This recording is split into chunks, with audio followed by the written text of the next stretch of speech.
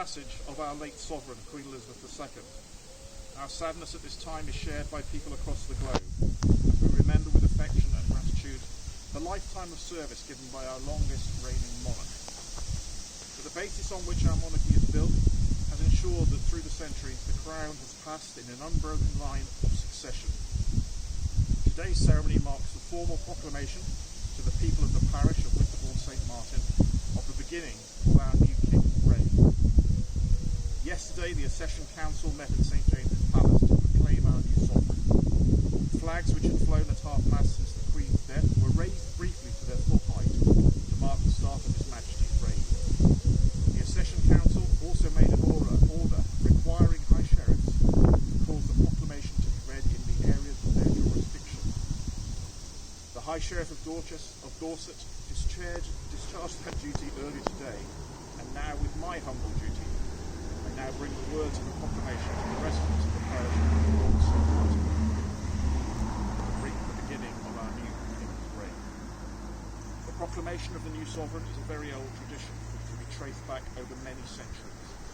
The ceremony does not create a new king, it is simply an announcement of the accession, which took place immediately on the death of the reigning monarch. In an age where modern methods of communication convey news around the globe in an instant, the proclamation is no longer the means by which people learn for the first time that they have a new monarch. Today, however, is one of the first occasions when the communities have an opportunity to come together and reflect on the moment in our nation's history when the reign of our longest-serving monarch came to an end and our new sovereign succeeded.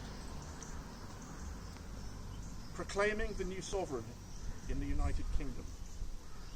Whereas it has pleased Almighty God to call to His mercy our late Sovereign Lady, Queen Elizabeth II, of blessed and glorious memory, by whose decease the crown of the United Kingdom of Great Britain and Northern Ireland is solely and rightfully come to the Prince Charles Philip Arthur George.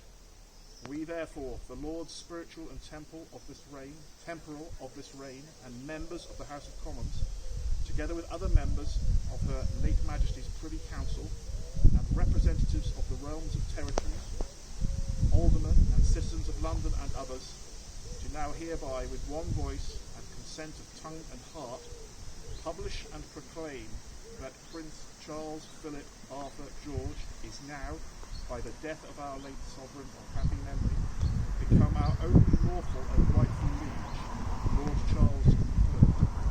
By grace of God, of the United Kingdom of Great Britain and Northern Ireland, and of his other realms and territories, King, Head of the Commonwealth, Defender of the Faith, to whom we do acknowledge all faith and obedience with humble affection, beseeching God, by whom kings and queens do reign, to bless His Majesty with long and happy years to reign over us.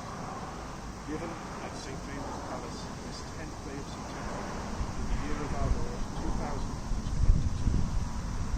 God save the King. God save the King. Done.